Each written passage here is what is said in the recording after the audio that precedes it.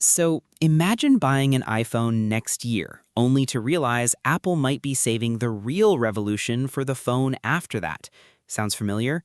Well, a brand new leak has just revealed something we've been waiting to see for months, and it could be the first real step toward Apple's dream of an all-screen iPhone. Apple's roadmap for the next few years is actually pretty interesting. Last year, we got the redesigned iPhone 17 Pro lineup, which kicked off a much bigger plan. Next up is the iPhone 18 Pro, and while it might not look dramatically different at first glance, one subtle change could tell us a lot about where Apple is headed. Then comes the iPhone Air, the foldable iPhone Ultra, and eventually the iPhone 20 Pro, which is expected to be Apple's biggest design leap in years. Now, the latest leak gives us our best look yet at the iPhone 18 Pro, and surprisingly, it's not the phone itself that's leaked, it's the screen protectors. New tempered glass protectors for both the iPhone 18 Pro and the iPhone 18 Pro Max have appeared online, and they reveal one very noticeable detail.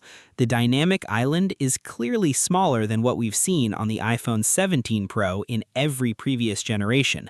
It's not a huge difference, but it's definitely there, and if these leaked protectors are accurate, it means Apple has finally managed to shrink one of the most recognizable parts of the iPhone's display. What's still unclear is whether the standard iPhone 18, expected to launch early next year, will get the same treatment. Right now, there's no confirmation. The smaller dynamic island could remain exclusive to the Pro models. What's interesting is that only recently reports claimed Apple was struggling to make this happen.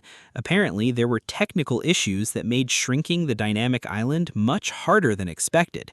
But based on these new leaks, it looks like Apple may have found a solution after all. And this isn't just about making a cutout a few millimeters smaller. Apple's long-term goal is to completely eliminate everything interrupting the display. No notch, no punch hole, no dynamic island. Just one seamless screen from edge to edge. The iPhone 18 Pro was rumored to be the first major step toward that vision by moving parts of the Face ID system underneath the display. If that's actually happening, it would explain why the dynamic island can finally be reduced in size. Of course, there's another possibility. Apple may have decided against using under-display Face ID for now and simply redesigned the internal components to make the dynamic island smaller. That's definitely possible too, especially since earlier reports suggested the under-display Face ID prototype wasn't performing well enough. It was said to be slower and less accurate than Apple wanted, which isn't exactly something Apple would compromise on. Either way, this leak suggests Apple has made meaningful progress.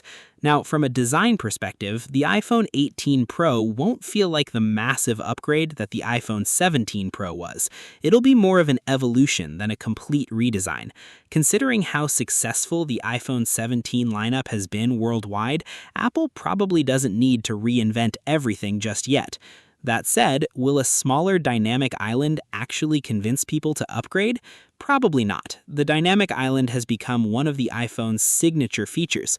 Unlike most Android punch hole cameras, Apple turned it into something interactive, and a lot of users actually enjoy using it. So while making it smaller looks cleaner, it's probably not enough on its own to get most people rushing out to buy a new phone. The bigger story here isn't really the dynamic island itself, it's what this could mean for the future. If Apple has genuinely figured out how to move Face ID under the display without sacrificing reliability, then suddenly the idea of an under-display selfie camera doesn't seem so far away anymore. And that's exactly what's rumored for the iPhone 20 Pro, a completely uninterrupted display with virtually nothing visible on the front. That would easily be one of the biggest visual changes to the iPhone since the notch first disappeared. So for me, the iPhone 18 Pro still feels like a bridge between two much bigger redesigns. It's introducing technology that could eventually make Apple's dream iPhone possible, but the truly game-changing model still seems to be the iPhone 20 Pro. If you're already using an iPhone 17 Pro, waiting another year could end up being the smarter move. But what do you think? Is a smaller dynamic island enough to get you excited, or are you also holding out for the first true all-screen iPhone?